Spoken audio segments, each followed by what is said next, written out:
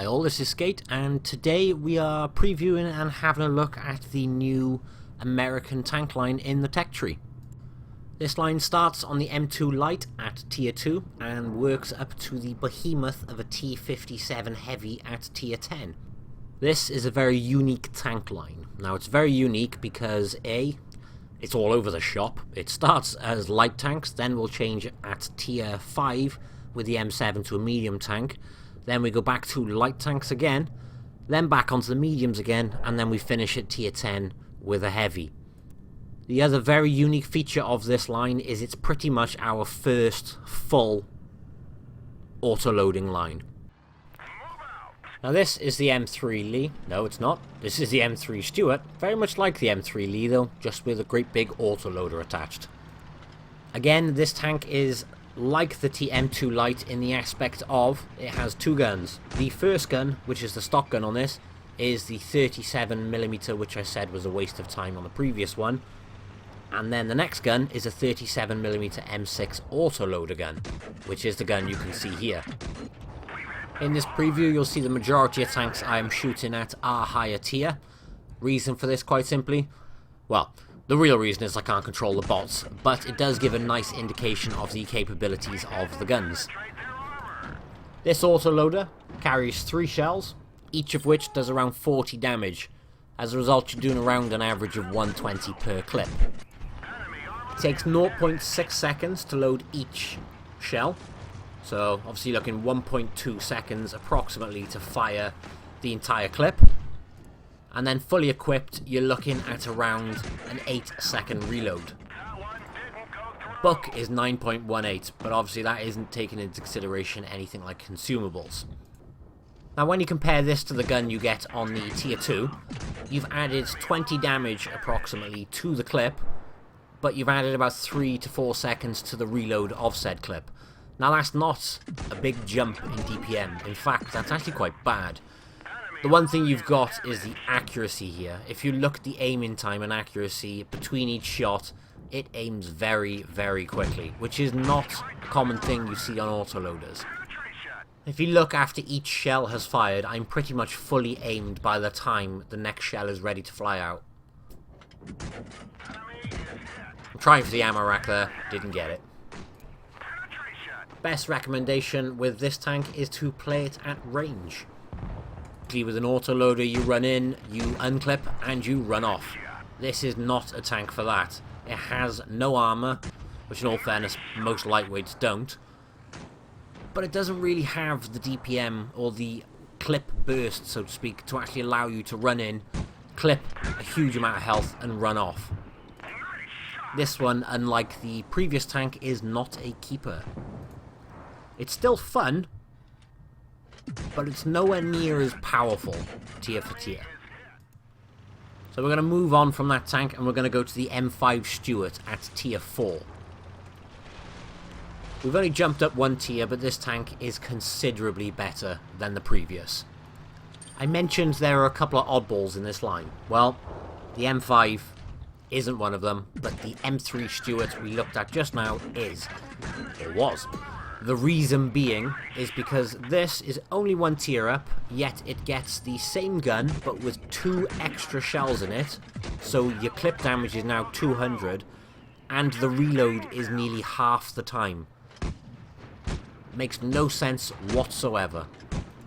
Now don't get me wrong, that's not a bad thing. This tank is great fun. You unclip 200, you pull back for around 5 seconds, and then you unclip another 200. The previous tank, you'd clip around 120 average damage, you'd pull back for around 9 seconds. I don't get it.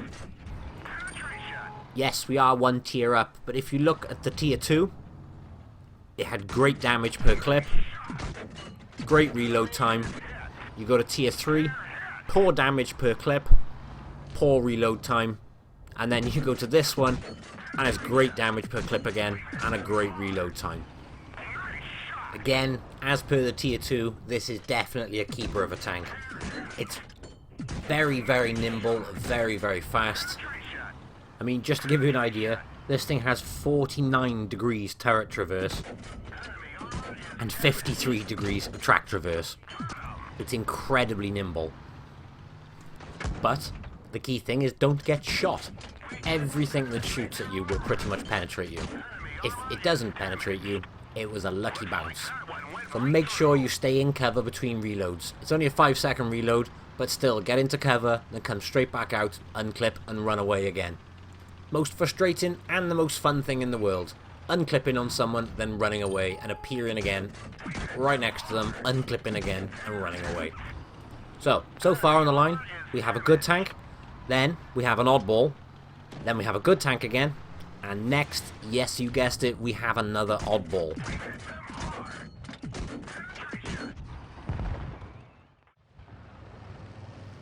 This is the Tier 5 M7. The stock gun on this is a Tier 3 autoloader. It's bad. It's really bad. I would say completely ignore that gun. And obviously you've got a couple of other alternatives then. The gun you need to unlock to get to the next tank is a 75mm M2 gun and then a 75mm M3 gun. In this replay, I am using neither of those guns.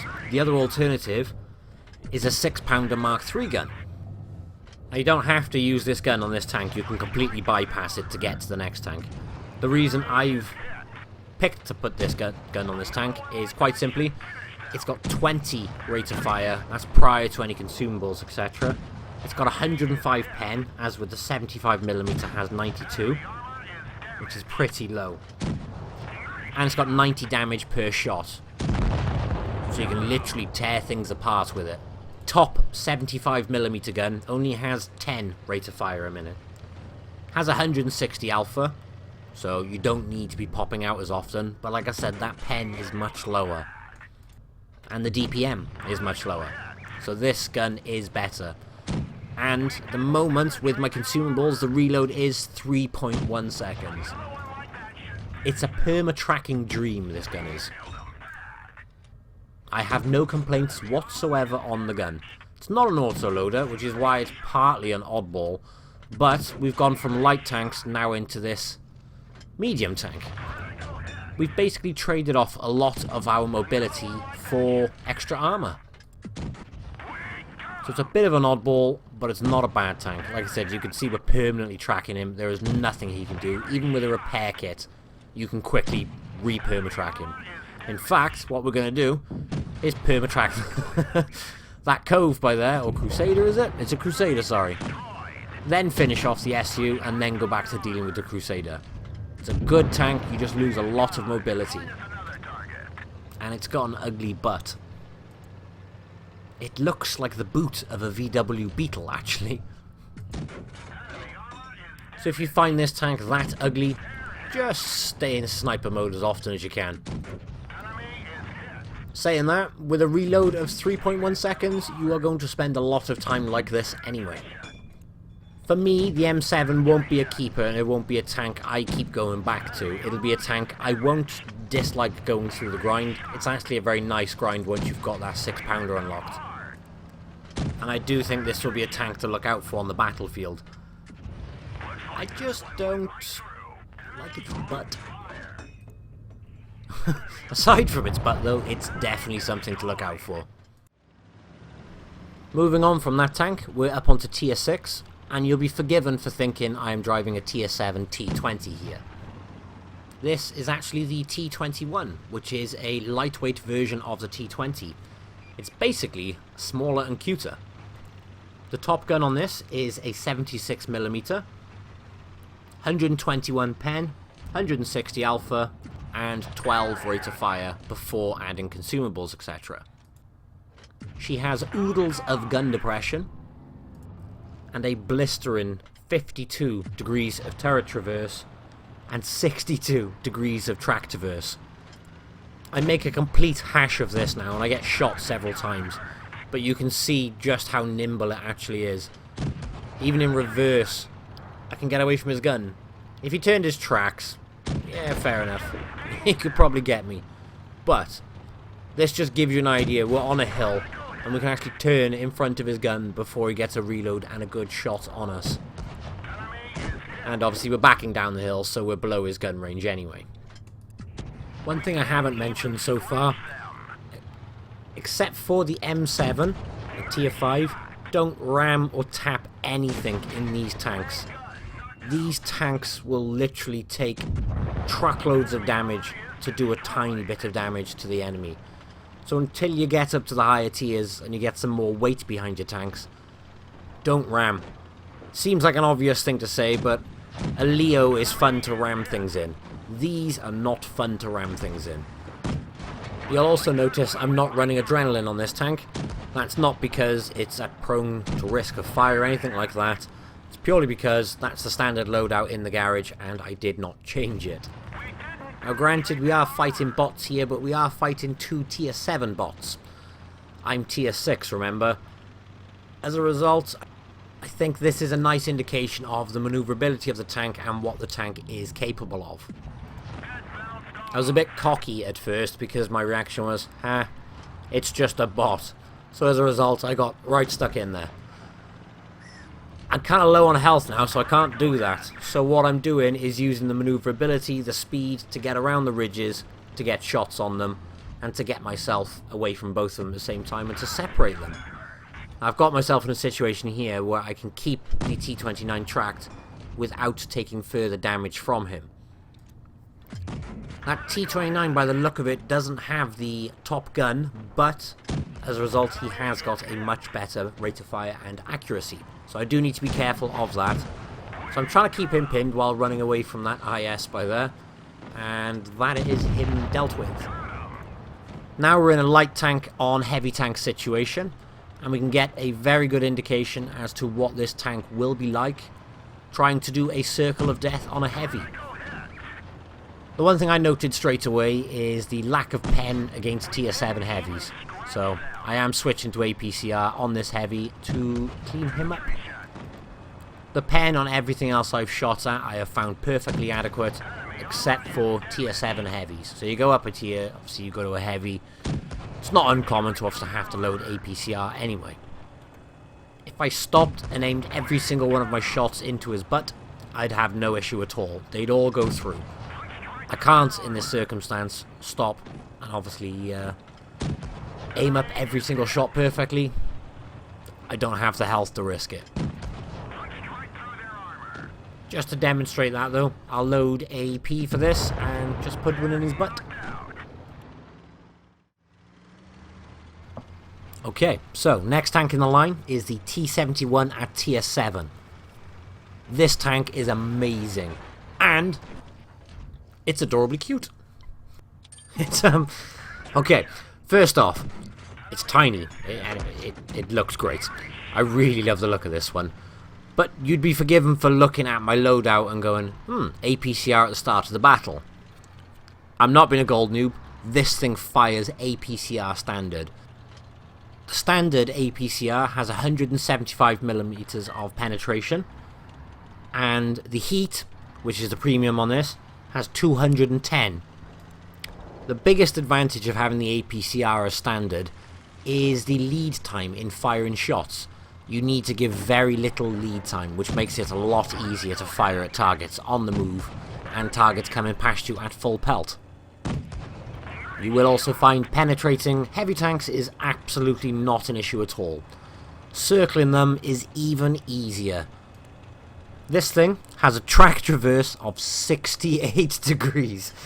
Couple that with a turret traverse of 52, this is blisteringly fast. No more pesky LTTBs running away from you now. The other cool thing about this beautiful little tank is it is an autoloader, which I'm guessing you've already noticed on the screen anyway.